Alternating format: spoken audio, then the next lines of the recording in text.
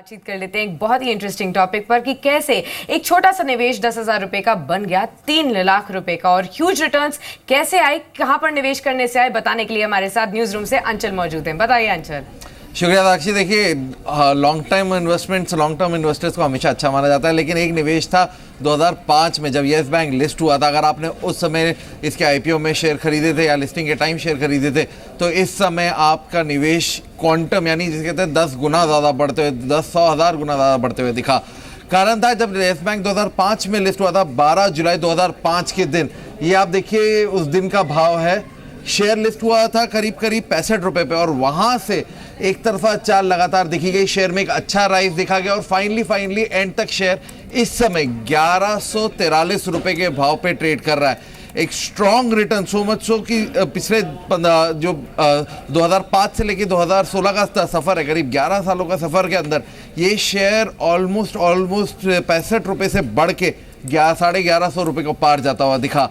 और कहीं ना कहीं लगातार इसमें डिविडेंड इनकम जो थी साक्षी वो भी बेहद स्ट्रॉन्ग रही। सो मच अगर आप कैलकुलेट करें इन सभी सालों में, इन बीते 10-11 सालों में करीब 10,000 रुपए की डिविडेंड इनकम आपको आई होगी। और अगर आपने लिस्टिंग के टाइम पे शेयर आपके पास थे तो करीब 10,000 रुपए डाले तो 223 शेयर आपको मिले होते। उन 223 शेयरों की उन 10,000 रुपए की आज की डेट में टोटल वैल्यू कहीं ना कहीं बैठती है, वो बैठती है 2.54 लाख रुपए। और इसके ऊपर आप अपनी डिविडेंड गेन्स को ऐड करेंगे तो एक बेहतरीन निवेश था येस बैंक अपनी लिस्टिंग से अब तक का। लेकिन सफ़र यहीं ख़त्म नहीं हुआ है साक्षी। लगातार ब्रोकर्स इस शेयर पे बुलिश रहे हैं, लगातार ब्रोकर्स ने इस शेयर पे खरीदारी की सलाह दी है। अगर 3 लेटेस्ट रिपोर्ट्स की बात करें, जेपी मॉर्गन, सेंट्रम और आईडीबीआई कैपिटल तीनों ने ही येस बैंक पे अभी भी खरीदारी मेंटेन की हुई है। जेपी मॉर्गन मानते हैं एक बेहतरीन पिक है प्राइवेट सेक्टर बैंकिंग में और कहीं ना कहीं 1250 तक के लक्ष्य आने वाले दिनों में दिख सकते हैं। तो वहीं दूसरी ओर सेंट्रम का मानना है ये शेयर हर गिरावट में निवेश के लायक है, अच्छा क्वांटम रखता है, आगे और बढ़त दिखा सकता है।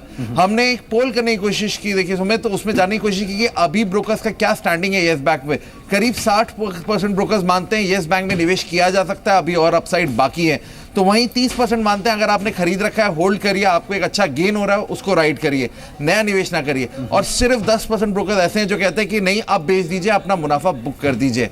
लक्ष्य के बारे में हमने पूछना चाहा कि क्या नॉर्मली एक एग्रीगेट लक्ष्य आगे आने वाले दिनों में दिख सकता है। करीब 30% का मानना है 1250 से 1300 के बीच का लक्ष्य येस बैंक पे बनता है आने वाले दिनों में। तो वहीं 65% मानते हैं कि 1250 तक डेफिनेटली ये शेयर जाता हुआ दिखेगा। लेकिन जिसे कहते हैं ना बुलिश सेंटिमेंट, कुछ ऐसे ब्रोकर्स भी करीब 5% उनका मानना है शेयर इस रैली में 1300 के लक्ष्य को भी आपको आने वाले दिनों में देता हुआ दिखेगा। जी, तो 2003 वो साल था जब येस बैंक ने अपना कामकाज शुरू किया था और 12 जुलाई 2005 को येस बैंक लिस्ट हुआ था।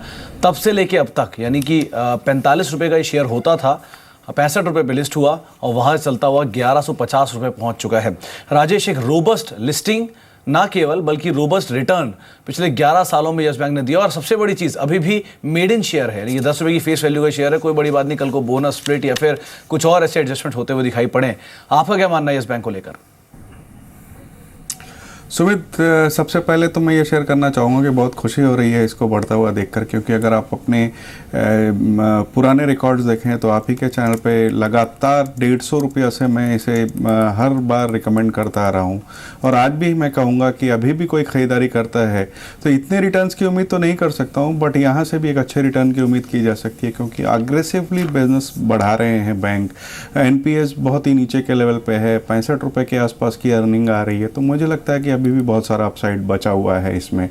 अंचल ने सही कहा, 11 साल में एक अच्छा मल्टीबैगर साबित हुआ है। लेकिन अगर आप देखें तो जो भी मैक्सिमम बढ़त आई है वो पिछले 1.5 से 2.25 साल में आई है और एक बहुत ही उम्दा रिटर्न की उम्मीद यहाँ से भी की जा सकती है। ऑलराइट, स्ट्रॉन्ग अपसाइड की उम्मीद यहाँ से भी की जा सकती है, ऐसा भी राजेश का मानना है। और अब शुरुआत कर लेते हैं हमारे खास सेगमेंट का, फटाफट शेयर्स। इस सेगमेंट का पहला सवाल ले लेते हैं। हमारे पास सवाल आया है राहुल किला से। राहुल का ये जानना चाहते हैं टेलीकॉम स्पेस से भारतीय एयरटेल के बारे में। 500 शेयर्स है इनके पास, 400 के लेवल्स पर खरीदारी की हुई है। मिस्टर क्याल, भारतीय एयरटेल कैसा लग रहा है? देखिए साक्षी, भारती ने काफी अच्छी एक मूव दिखाया, करीबन 300 रुपये से लेके अभी 380 के आसपास गया था, हाई बनाया था। उसके बाद से कुछ कंसोलिडेशन होता नजर आया, बने रह सकते हैं। स्टॉप लॉस नीचे में 340 का देखना होगा और ऊपर में फिर से इनके कॉस्ट प्राइस के आसपास आ सकता है ये स्टॉक। जी, राजी राणा का सवाल है दिल्ली से। सवाल मार्केटर को लेकर पूछा गया है। 29 रुपए के भाव पे खरीदारी है, 6000 शेयर इनके पास हैं। अमर, मार्केटर पे आपकी राय क्या है?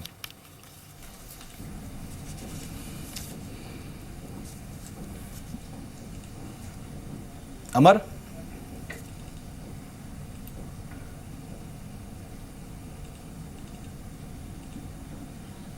चलिए संपर्क नहीं पाया। राजेश, आपकी राय क्या है मार्केटर पे? देखिए, जो भी खराब दिन देखने थे कंपनी ने ऑलरेडी देख चुके हैं। मार्केट कैप में बहुत भारी गिरावट आई है, बट आगे आने वाले दिनों में मुझे लगता है कि जो भी नेगेटिव्स थे ऑलरेडी डिस्काउंट हो चुके हैं। एक अच्छा अपसाइड बनता है। कंपनी अपने ग्रुप को पूरे रिस्ट्रक्चर करने पे बनी हुई है। कुछ डीमर्जर्स के प्लान्स है जहाँ पर ड्रेजिंग बिजनेसेस वगैरह अलग किया जाएगा। दूसरे अगर आप देखें तो सरकार का जो रवैया है वाटर ट्रांसपोर्ट की तरफ से, उन सब चीज़ों के मद्देनज़र भी एक अच्छा अपसाइड की उम्मीद की जा सकती है। मैं कहूँगा इस वक्त जो थोड़े से रिस्क ले सकते हैं, यहाँ पे बिल्कुल खरीदारी करनी चाहिए। जी, अगला सवाल लेते हैं। हैदराबाद से संदीप का ये सवाल है, डीलिंक पर जानना चाहते हैं। 500 शेयर्स है इनके पास, इनका परचेजिंग प्राइस है 135 का। फिलहाल 124 पर ये शेयर चल रहा है। थोड़ा नुकसान है मिस्टर क्याल, क्या करना चाहिए? देखिए, ओवरऑल जो मूवमेंट आया था डीलिंग में लास्ट ईयर में, उसमें उसका 61.8% रिट्रेसमेंट होता हुआ नजर आ रहा है। और यहाँ पर मोमेंटम नीचे का कुछ कम हुआ है और पॉजिटिव रुझान निकल सकता है, तो फिलहाल बने रह सकते हैं। स्टॉप लॉस 110 का लगना होगा। ऊपर में करीबन 150 का आंकड़ा ये देख पाएंगे इस स्टॉक में, 110 के स्टॉप के साथ। नागराज से एक सवाल है, कर्नाटका से पूछा गया है। सवाल लुपिन को लेकर है। 1490 के भाव पे खरीदारी है, 14 शेयर हैं। राजेश, आपकी राय लुपिन पर? पिछली तिमाही के नतीजे बहुत ही शानदार आए थे। उसके बाद आश्चर्यजनक रूप से नतीजों के बाद एक अच्छी गिरावट देखने को मिली। जिस तरीके से कंपनी का कारोबार चल रहा है, मुझे पूरी उम्मीद है कि आगे आने वाले दिनों में नतीजे बेहतर आएंगे। बिल्कुल बने रहें और हर गिरावट में ऐड करें। जी, अगला सवाल मध्य प्रदेश से गुरुदत्त का है। ये जानना चाहते हैं नोसिल के बारे में। 1000 शेयर्स हैं इनके पास, 54 के परचेजिंग प्राइस के साथ खरीदारी की हुई है। नोसिल पर आपकी क्या सलाह होगी मिस्टर क्याल? इनकी जो खरीदी है 64 मेरे ख्याल से काफ़ी ऊपरी लेवल की है। यहाँ पर ये स्टॉक में एक पुल बैक नज़र आया है, तो फिलहाल होल्ड करके रख सकते हैं। इनके कॉस्ट पे आसपास आए तो वहाँ पर एग्जिट कर जाइए। एक स्टॉप जो लगा के रखना होगा करीबन 53 लेवल्स का लगा के इन्हें रखना होगा। जी, इसके अलावा जगजीत सिंह का एक सवाल है, दिल्ली से पूछा गया है। सीएट को लेकर 900 रुपए के भाव पे करीब 300 शेयर हैं। राजेश, आपकी राय कहती है सीएट को लेकर? करीब इनकी खरीदारी से 40 रुपये नीचे है। देखिए, अगर देखें तो ऊपरी लेवल से अच्छी खासी गिरावट देख चुके हैं सारे ही टायर स्टॉक्स, रबड़ प्राइसेस को लेकर के या चाइना डंपिंग को लेकर के। बट ऑटो के जैसे नंबर आ रहे हैं, उसे देखते हुए ये उम्मीद बिल्कुल बनती है कि ओईएम सप्लायर्स के आने वाले दिनों में अच्छे दिन आने वाले हैं। बिल्कुल बने रहें। जी, अगला सवाल ले लेते हैं। जयपुर से प्रियंका का ये सवाल है, पिडिलाइट इंडस्ट्रीज पर जानना चाहती हैं। 2000 शेयर्स हैं इनके पास, इनका परचेजिंग प्राइस यहाँ पर है 738 का। क्या सलाह होगा आपकी मिस्टर क्याल? देखिए साक्षी, ये काफ़ी बेहतरीन स्टॉक है, आउट परफॉर्मिंग है। हमने इस स्टॉक पे रिकमेंडेशन भी दिया हुआ है।